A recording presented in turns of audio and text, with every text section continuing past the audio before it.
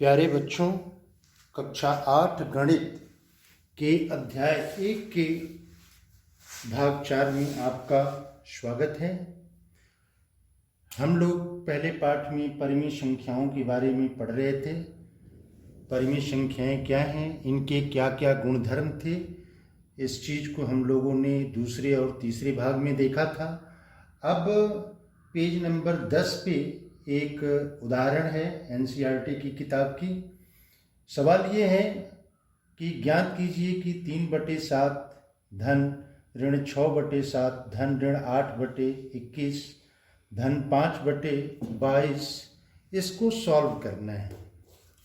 तो हम पीछे क्लासों में जैसे हल करते हुए आते थे कि इन सब का हम एलसीएम निकालते थे।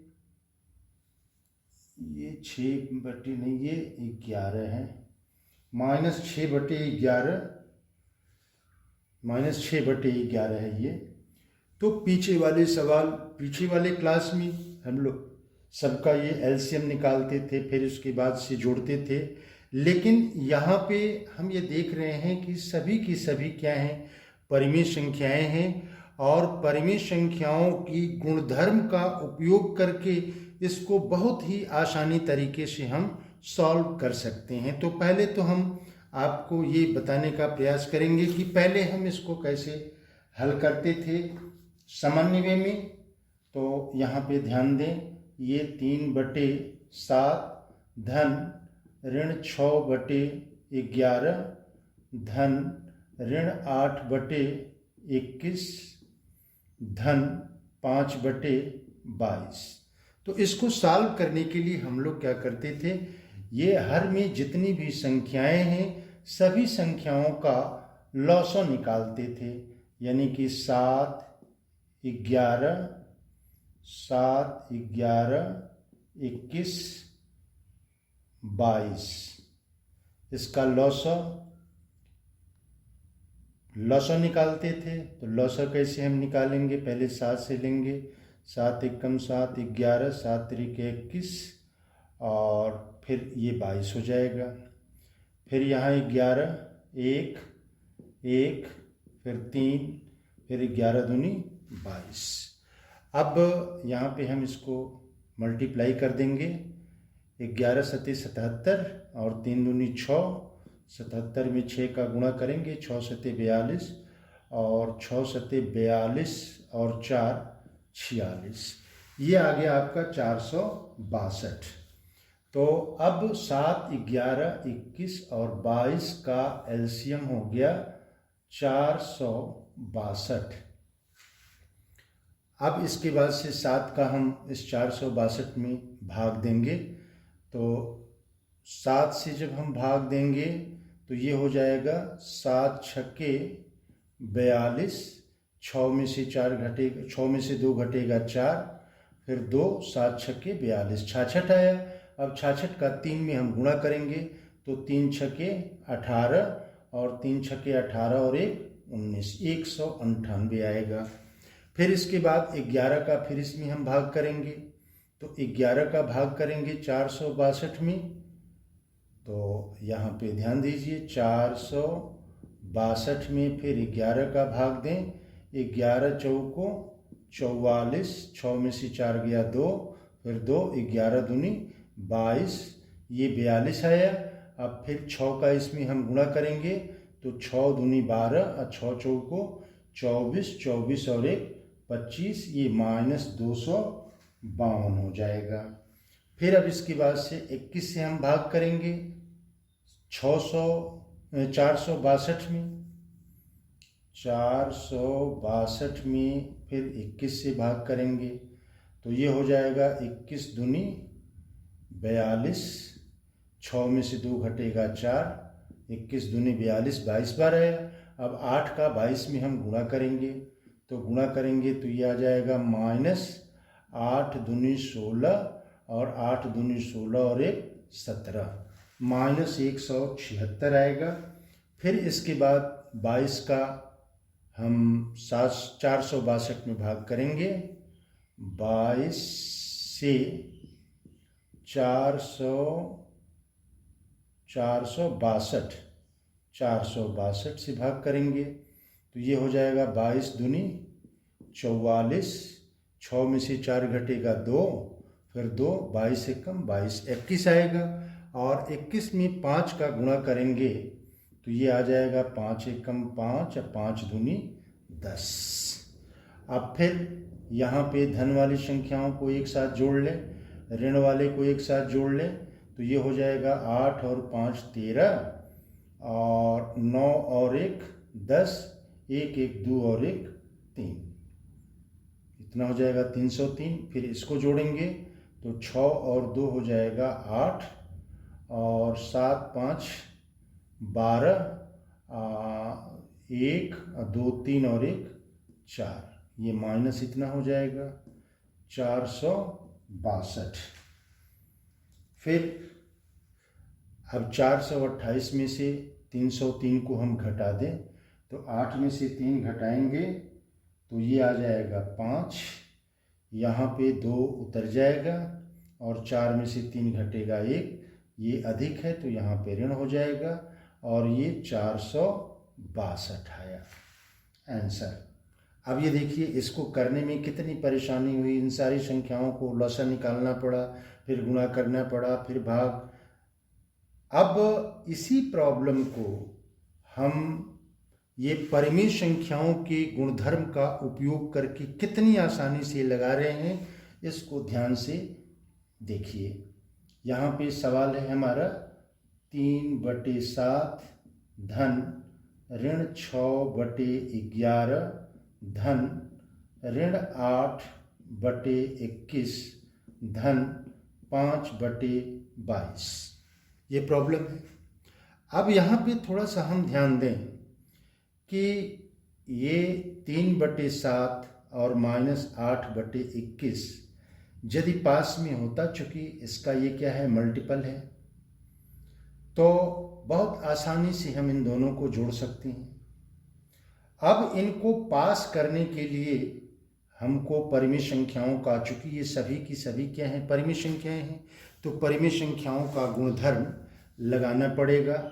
तो अभी हम लोगों ने पिछले वाले लेक्चर में पढ़ा था क्रम विनिमय, तो यहाँ पे माइनस इसको पास में ले आने के लिए इसके स्थान को अगर यहाँ लिख दें और इसको इस स्थान पर लिख दें तो इसके मान में कोई अंतर नहीं आता है, क्योंकि परिमेय संख्याओं में योग परिमेय संख्याएं योग के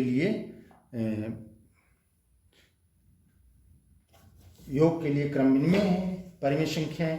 तो अब यहाँ पे इसको हम लिख सकते हैं 3/7 धन ऋण 8/21, अब इसको यहाँ पे लिख दें प्लस -6/11 और प्लस 5/22। अब यहाँ पे परिमेय संख्याओं के किस गुणधर्म का उपयोग हमने किया? सबसे पहले तो हमने क्रम विनिमयता, क्रम यहाँ पे लिखना पड़ेगा क्रम विनिमयता, ठीक है। अब इन दोनों को एक साथ हमको जोड़ना है, तो जब समूह बना करके हम जोड़ते हैं तो इसका मतलब तब कौन सा नियम लागू होता है? तब साहचर्य का नियम लागू होता है। तो यहाँ पे और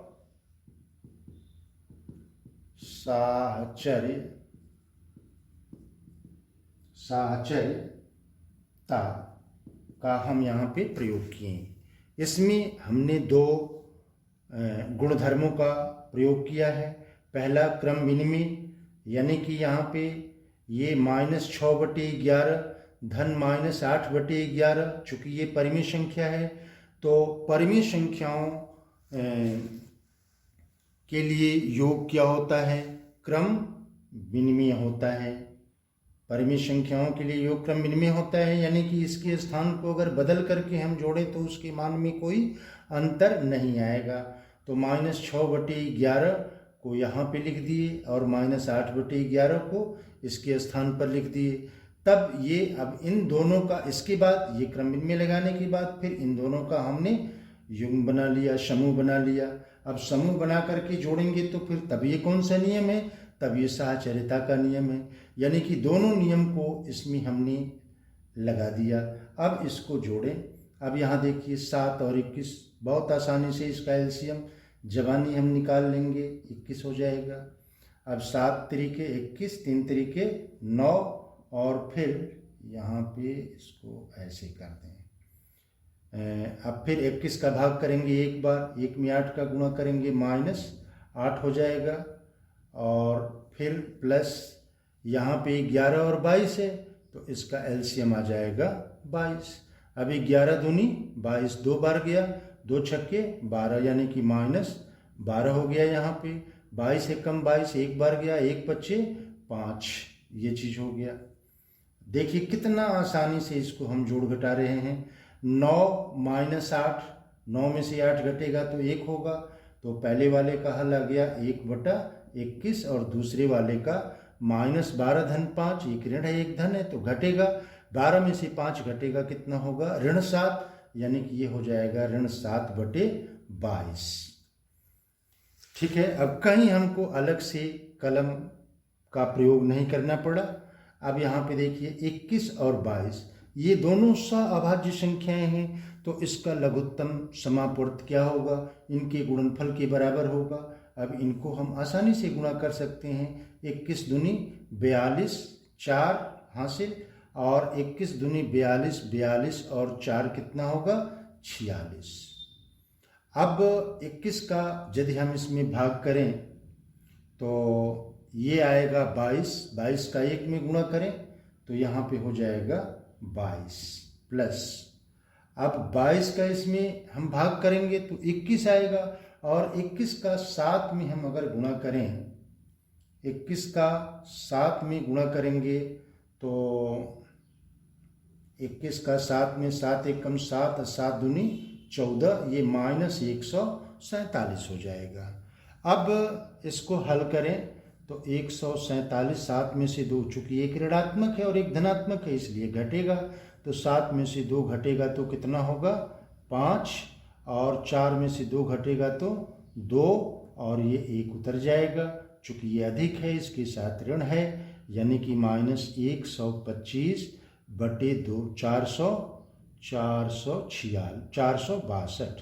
462, ये हमारा आंसर आ गया। अब ये सामान्य तरीके से हमने लगाया, जैसे हम लगाते हुए आ रहे हैं, जैसे भिन्न को हम जोड़ रहे थे, घटा रहे थे।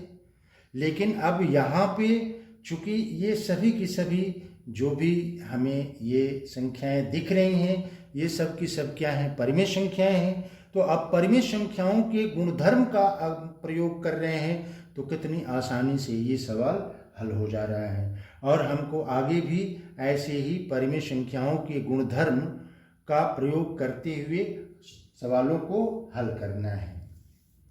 अब चलिए दूसरा सवाल लेते हैं। दूसरा एग्जाम्पल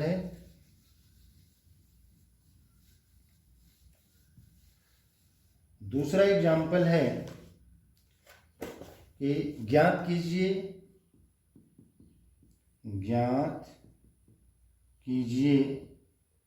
-4/5 गुणे 3/7 गुणे 3/7 गुणे 15/16 गुणे -14 गुणे -14/9। अब ये चीज है। अब इसको सामान्य वे में जैसे हम करते हुए आए हैं, तो उसका तरीका क्या है, सभी को हम अंश वाले को गुणा करेंगे, फिर हर वाले को गुणा करेंगे, और गुणा करने के बाद फिर तब उनका हम मान निकालते हैं। अब यहाँ पे देखिए, इसका इसमें हम गुणा करेंगे, 4 में 3 का -4 है ना, तो -4 ये हो जाएगा -4 गुणे 3/7, 5 गुणे 7 हो जाएगा। फिर इसको ले लें एक साथ, 15 गुणे -14/16 गुणे 9। अब -4 में 3 का हम गुणा करेंगे तो -12 मिलेगा, ये गुणे का चिन्ह है। -12 मिलेगा। 5 में 7 का गुणा करेंगे तो ये बटे 35 हो जाएगा। और फिर 15 में -14 का गुणा करेंगे तो 15 में -14 का यहाँ पे थोड़ा सा अगर हम चाहें तो संख्याओं को छोटा कर सकते हैं। ये 2 सते 14 हो जाएगा, 2 अट्ठे 16, यहाँ 3 त्रिके 9 और 3 पचे 15। तो ऊपर हो जाएगा कितना, ये -7 हो गया तो 7 पचे 35, यहाँ पे -35 हो जाएगा। और यहाँ पे 8 त्रिके 24, ये 24 हो जाएगा। अब इनको हल करना है तो फिर अब क्या करेंगे, इनको हम गुणा करेंगे। ये बराबर हो जाएगा -12 गुणे -35 बटे 35 गुणे 24। अब इसमें जो उभयनिष्ठ संख्याएं हैं उसको हम काट दें तो ये आ जाएगा आपका 12 से ये कटेगा तो 12 दूनी 24 हो जाएगा। ये 35 से 35 कट जाएगा, ऊपर -1 बचा, ये -1/2 आ गया। अब इसी सवाल को परिमेय संख्याओं के गुणधर्म का प्रयोग करते हुए हम कैसे लगाएंगे। परिमेय संख्याओं के गुणधर्म का प्रयोग करते हुए तो अब यहाँ पे ध्यान दीजिए, सवाल है हमारा क्या, -4/5 गुणे 3/7 गुणे 3/7 गुणे 15/16 गुणे -14/9। ठीक है। अब यहाँ पे ध्यान दें, अगर इसको और इसको हम एक साथ कर दें, इसको और इसको एक साथ कर दें तो बहुत आसानी से ये दोनों हल हो जाएगा। और इसको ये एक साथ आएगा कैसे, अब यहाँ पे ध्यान दीजिए, यहाँ पे 3/7 गुणे 15/16। हम ये जानते हैं कि परिमेय संख्याएं गुणा के लिए क्या है, क्रम विनिमय है। तो गुणा के लिए क्रम विनिमय है तो 3/7 गुणे 15/16 को हम लिख सकते हैं 15/16 गुणे 3/7। तो यहाँ पे हम इसको ऐसे लिखेंगे -4/5 गुणे 15/16। अब इसको जब समूह बना लेंगे, समूह बना के गुणा करेंगे तो फिर ये साहचर्यता का नियम हो जाएगा। और यहाँ पे कितना आ जाएगा, गुणे ये 3/7 गुणे -14/9। ठीक है। अब यहाँ पे देखिए, जब हम सब समूह बना लिए, यहाँ पे पहले हमने किसका प्रयोग किया, गुणा के क्रम विनिमय नियम का प्रयोग किया। फिर उसके बाद से ये जब ब्रैकेट में लिखे समूह में तो फिर ये साहचर्यता का नियम है, यानी कि यहाँ पे हम किस गुणधर्म का प्रयोग किए हैं उसको यहाँ पे लिखना पड़ेगा, क्रम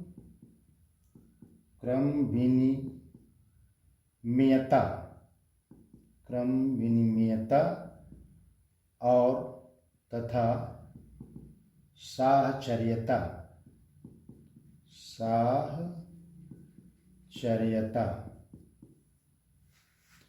अब यहाँ पे देखिए, ये 5 से कटेगा, 5 तिहाई 15, ये 4 एकम 4, 4 चौके 16, यहाँ पे 7 दूनी 14 और ये 3 त्रिके 9। अब इस वाले ग्रुप में क्या बचा, इस समूह में क्या बचा, ऊपर -3 और नीचे कितना बचा, 4 गुणे ऊपर यहाँ कितना बचा, -2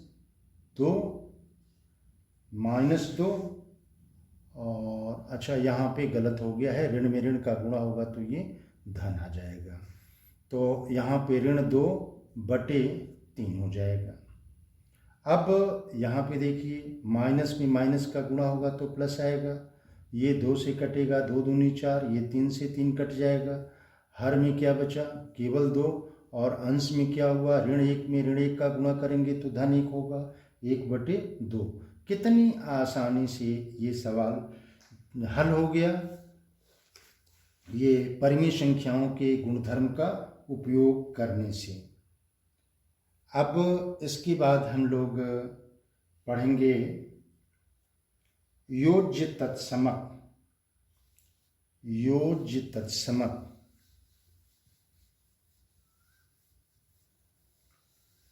योज्य तत्समक क्या होता है, या इसको यूं कहें कि इन संख्याओं में शून्य की भूमिका, शून्य की भूमिका, इस शून्य को ही हम योज्य तत्समक कहते हैं। क्या कहते हैं?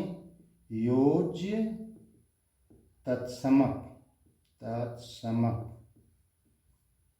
ठीक है। अब यह शून्य जहाँ पे होगा, जहाँ पे होने का मतलब ये प्राकृत संख्याओं में तो होता नहीं। प्राकृत संख्याएं तो 1 से शुरू होती हैं, 1, 2, 3। तो पूर्ण संख्याओं में शून्य मिलेगा, पूर्णांक संख्याओं में शून्य मिलेगा, परिमेय संख्याओं में शून्य मिलेगा। तो अब योज्य तत्समक का मतलब ये हुआ कि अगर शून्य में किसी भी संख्या को हम जोड़ें तो वही संख्या हमें प्राप्त हो जाए। जैसे यहाँ पे ध्यान दीजिए, अगर हम पूर्ण संख्या को लें, किसी पूर्ण संख्या को शून्य में जोड़ें तो शून्य प्लस 2 ये हो जाएगा 2 प्लस 0। तो यहाँ पे हमने क्या किया, शून्य को पूर्ण संख्याओं में जोड़ा। फिर इसी तरह से पूर्णांक संख्याओं को हम शून्य में जोड़ें। तो अगर एक पूर्णांक संख्या ऋण 5 ले रहे हैं तो ऋण 5 में अगर 0 को जोड़ेंगे और फिर 0 को ऋण 5 में जोड़ें तो हमको यहाँ पे क्या मिला, 2। यहाँ पे क्या मिलेगा, -5। इसी तरह से अगर हम किसी परिमेय संख्या को लें, जैसे सपोज कर लें -2/7 है, तो -2/7 में अगर हम शून्य को जोड़ें तो ये बराबर मिलेगा 0 प्लस -2/7, और फिर ये बराबर कितना हो जाएगा, ये हो जाएगा -2/7।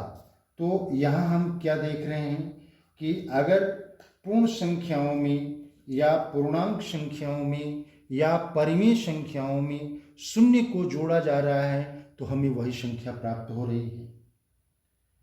तो वही संख्या प्राप्त होने का मतलब ये है कि 0 उन संख्याओं का क्या कहलाएगा, योज्य तत्समक कहलाएगा। यानी कि पूर्ण संख्याओं का योज्य तत्समक क्या है, 0 है। पूर्णांक संख्याओं का योज्य तत्समक क्या है, 0 है। इसी तरह से परिमेय संख्याओं का योज्य तत्समक क्या है, 0 है। अब इसको व्यापक रूप से हम इस तरह से कह सकते हैं कि अगर a कोई पूर्ण संख्या है, a अगर पूर्ण संख्या है, a पूर्ण संख्या है, तो हम इसको a धन 0 बराबर 0 धन a बराबर a लिखेंगे। इसी तरह से अगर b एक कोई पूर्णांक संख्या है, पूर्णांक संख्या है, तो b धन 0 बराबर 0 धन b बराबर b। इसी प्रकार अगर c कोई परिमेय संख्या है, परिमेय संख्या है, तो c प्लस 0 बराबर 0 प्लस c बराबर c। यहाँ से निष्कर्ष क्या निकला, निष्कर्ष ये निकला कि पूर्ण संख्याओं, पूर्णांकों और परिमेय संख्याओं के योग के लिए यहाँ पे कंक्लूजन ये निकला कि पूर्ण संख्याओं,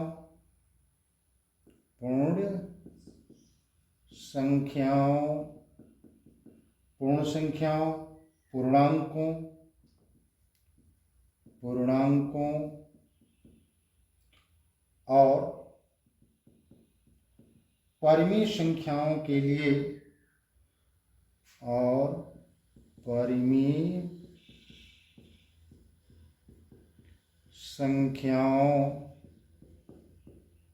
के लिए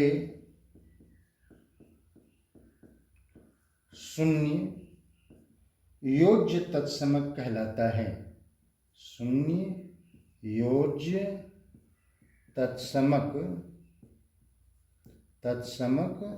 कहलाता है। इसको बिल्कुल कंठस्थ रखना है, ठीक है। ये हो गया है आपका योज्य तत्समक। इसके बाद जो अगले टॉपिक है वो है गुणात्मक तत्समक, या यूं कहें कि एक की क्या भूमिका है इन संख्याओं में।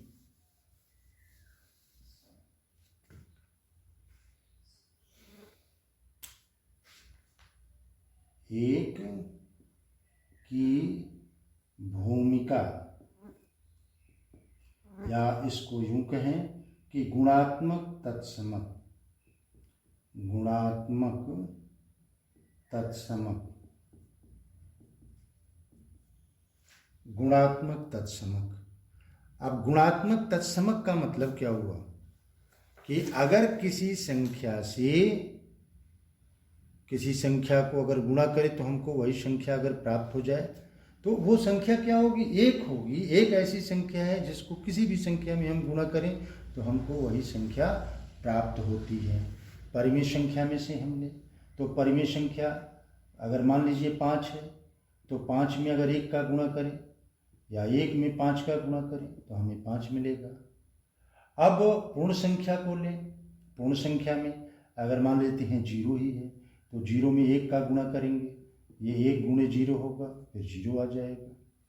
अगर पूर्णांक संख्याओं को लें तो अगर कोई पूर्णांक संख्या मान लेते हैं -7 है तो -7 में 1 का गुणा करेंगे तो 1 गुणे -7 होगा, ये बराबर -7 आ जाएगा। अब कोई परिमेय संख्या अगर लें, -4/5 है तो -4/5 में अगर 1 का गुणा करें तो फिर हमको ये मिलेगा क्या, 1 गुणे -4/5, ये बराबर होगा -4/5। तो यहाँ हम क्या देख रहे हैं कि अगर एक में किसी भी संख्या का, जैसे परिमेय संख्या का या पूर्णांक का या पूर्ण संख्या का या प्राकृत संख्या का हम गुणा कर रहे हैं तो हमको वही संख्या प्राप्त हो रही है, तो वह एक जो है वो क्या कहलाएगा, उन संख्याओं का गुणात्मक तत्समक। यानी कि प्राकृत संख्या का गुणात्मक तत्समक क्या होगा, 1 होगा। पूर्णांक संख्याओं का गुणात्मक तत्समक क्या होगा, 1 होगा। पूर्ण संख्याओं का गुणात्मक तत्समक 1, पूर्णांक संख्याओं का गुणात्मक तत्समक 1 और परिमेय संख्याओं का भी गुणात्मक तत्समक 1 कहलाएगा, ठीक है। अब यहाँ पे निष्कर्ष ये है कि प्राकृत संख्याएं, पूर्ण संख्याएं, पूर्णांकों और परिमेय संख्याओं के लिए गुणात्मक तत्समक क्या होता है, 1 होता है। यानी कि 1 को हम क्या कहते हैं, गुणात्मक तत्समक। तो यहाँ पे हम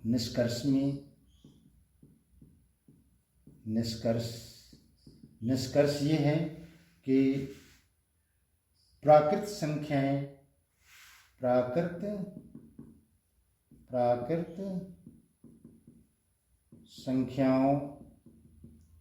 पूर्ण संख्याओं, पूर्णांकों तथा परिमेय संख्याओं का गुणात्मक तत्समक, परिमेय संख्याओं का गुणात्मक तत्समक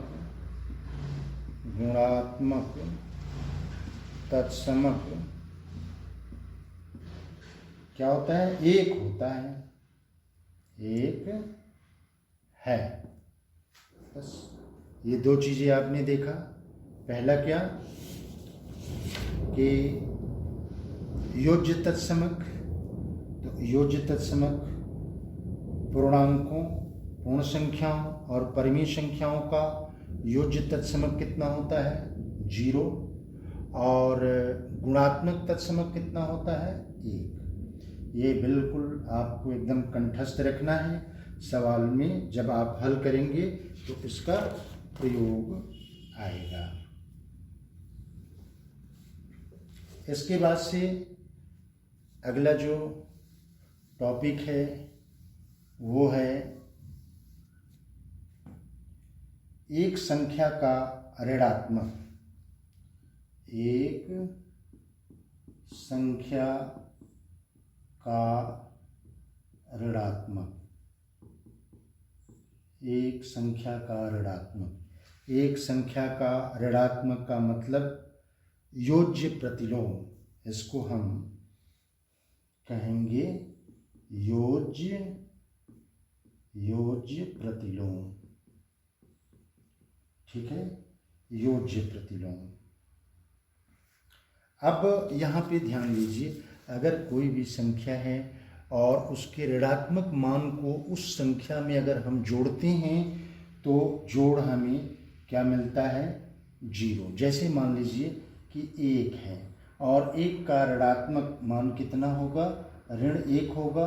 अब 1 में ऋण 1 को जोड़ें तो क्या मिलेगा? 0 मिलेगा। ठीक है, यानी कि अब इसी तरह से अब मान लीजिए कि ऋण 1 है तो ऋण 1 का ऋणात्मक मान क्या होगा? तो ऋण 1 का ऋणात्मक मान, ऋण 1 का ऋणात्मक मान क्या हो जाएगा? यहाँ पे 1 का ऋणात्मक मान कितना आया है? -1। तो ऋण 1 का ऋणात्मक मान हो जाएगा +1। ऋण 1 का ऋणात्मक मान +1 हो जाएगा। ठीक है, ऋण 1 का ऋणात्मक मान +1 होगा। यानी कि अब ऋण 1 में किस संख्या को जोड़ें कि हमें 0 मिल जाए? ऋण 1 में +1 को जोड़ेंगे तो फिर क्या मिलेगा? 0। यानी कि इस ऋण 1 का ऋणात्मक मान कितना होगा? 1। इस 1 का ऋणात्मक मान कितना होगा? ठीक है, तो अब यहाँ पे ध्यान दीजिए, इसी तरह से अगर 2 है तो 2 में अगर -2 को हम जोड़ें तो ये बराबर कितना होगा? 0। या -2 में हम 2 को जोड़ें तो भी हमको मिलेगा क्या चीज़? 0। इस प्रकार हम ये कहते हैं कि -2 का ऋणात्मक मान अथवा योज्य प्रतिलोम, -2 का ऋणात्मक मान या योज्य ऋणात्मक मान या योज्य प्रतिलोम कितना होगा? योज्य प्रतिलोम +2 है, 2 है। फिर इसकी विलोमतः 2 है।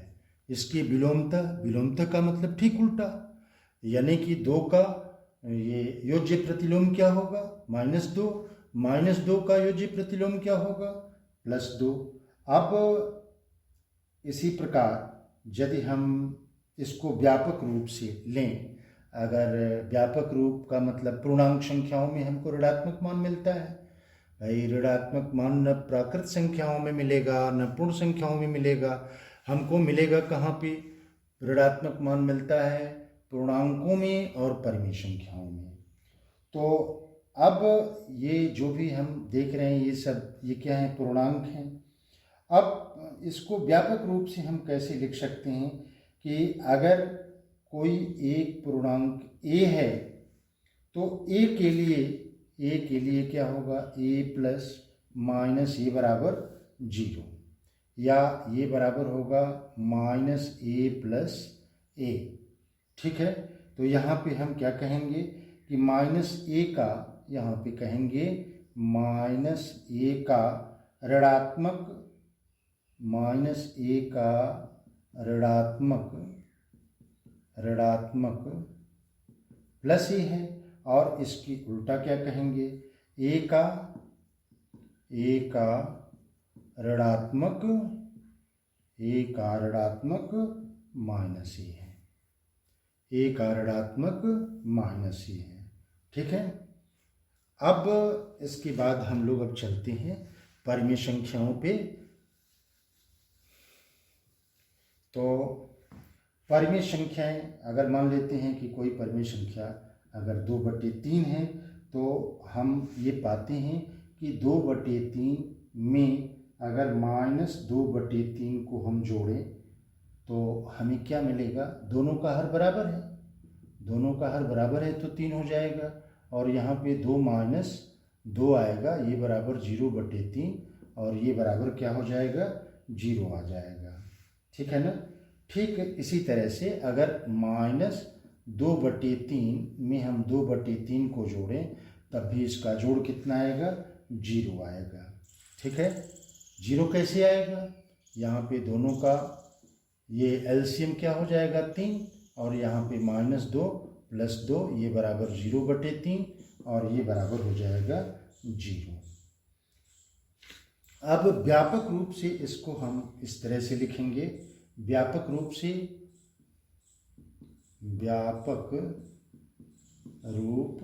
से किसी परिमेय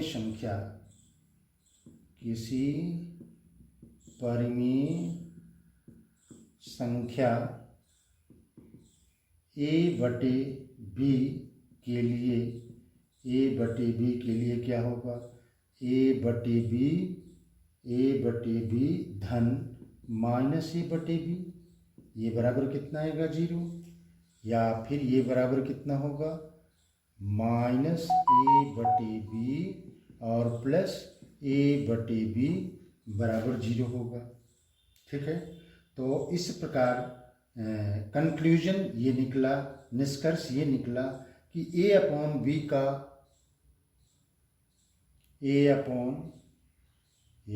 निष्कर्ष निकल गया कि a/b का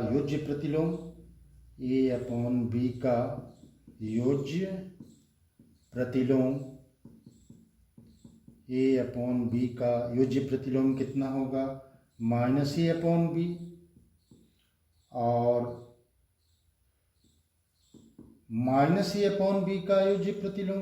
-a/b का योज्य प्रतिलोम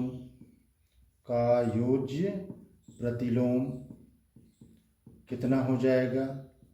अब यहाँ पे माइनस, इसका माइनस करना है तो माइनस, फिर -a/b, तो माइनस में माइनस का गुणा होगा तो कितना हो जाएगा, a/b हो जाएगा। ठीक है। तो यहाँ पे हम लोगों ने ये सीखा कि ये योज्य प्रतिलोम क्या है। अगर कोई परिमेय संख्या है तो उस परिमेय संख्या का योज्य प्रतिलोम उसी का ऋणात्मक होता है। जैसे अगर 4/5 है तो 4/5 का योज्य प्रतिलोम क्या होगा, -4/5 होगा।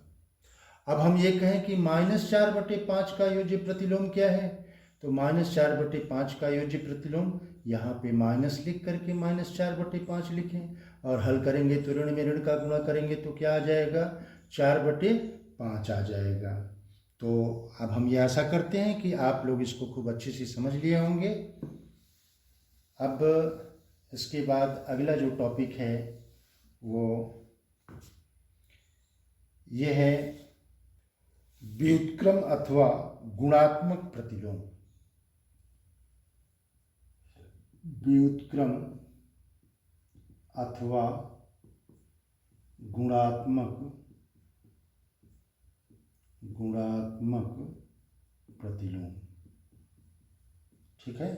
व्युत्क्रम अथवा गुणात्मक प्रतिलोम यानी कि अगर दो परिमेय संख्याओं को हम गुणा करें और उनका गुणनफल अगर 1 आ जाता है तो पहली परिमेय संख्या दूसरी परिमेय संख्या का गुणात्मक प्रतिलोम कहलाएगा। जैसे अगर मान लेते हैं 2/3 है तो 2/3 में किस परिमेय संख्या का हम गुणा करें कि गुणनफल 1 आ जाए, तो 3/2 का गुणा करते हैं तो ये बराबर 1 आ जाएगा। यहाँ 3 से 3 कटा, 2 से 2 कटा, बराबर 1 आ गया। तब हम ये कहेंगे कि 2/3 का गुणात्मक प्रतिलोम क्या होगा, 3/2, और 3/2 का गुणात्मक प्रतिलोम क्या होगा, 2/3 होगा। ठीक है। अब इसी तरह से अगर 8/21 है, हम ये कहें कि 8/21 का गुणात्मक प्रतिलोम क्या है या 8/21 का व्युत्क्रम क्या है, तो ये हो जाएगा इसका ठीक उल्टा, यानी कि 21/8 अगर हम करें तो ये बराबर 1 आ जाएगा। तो इसका मतलब 8/21 का गुणात्मक प्रतिलोम क्या होगा, 21/8, और 21/8 का गुणात्मक प्रतिलोम क्या होगा, 8/21 होगा। अब इसको व्यापक रूप से हम इस प्रकार लिखेंगे कि अगर एक परिमेय संख्या व्यापक रूप से इसको हम कह सकते हैं कि एक परिमेय संख्या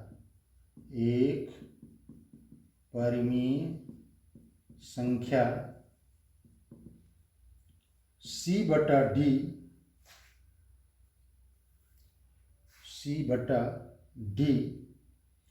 दूसरी शून्येतर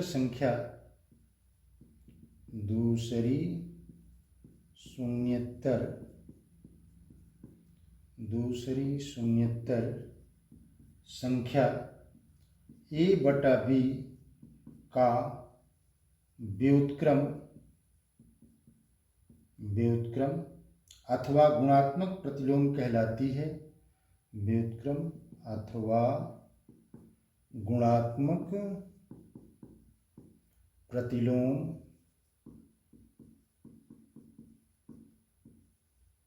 कहलाती है, गुणात्मक प्रतिलोम कहलाती है। इसके लिए कंडीशन है क्या, यदि दोनों का गुणनफल कितना हो, 1 हो, यानी कि A/B गुणे C/D बराबर 1।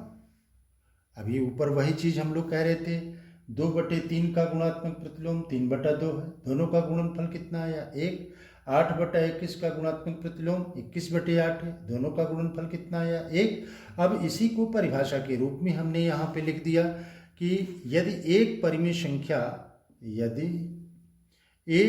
संख्या C/D दूसरी शून्योत्तर संख्या A/B का व्युत्क्रम अथवा गुणात्मक प्रतिलोम कहलाती है, यदि गड़बड़ हो रहा है, गुणात्मक प्रतिलोम कहलाती है कब, यदि A/B गुणे C/D बराबर 1। अब इसको यहाँ से हम ऐसे समझ सकते हैं कि यह 2/3 क्या है, एक परिमेय संख्या है, और दूसरी शून्योत्तर परिमेय संख्या 3/2 है, यानी कि ये 2/3 ये 3/2 का व्युत्क्रम अथवा गुणात्मक प्रतिलोम कहलाएगी कब, जब इन दोनों का गुणनफल कितना हो, 1 के बराबर हो। ठीक है। तो अब आज इतना ही। Best of luck.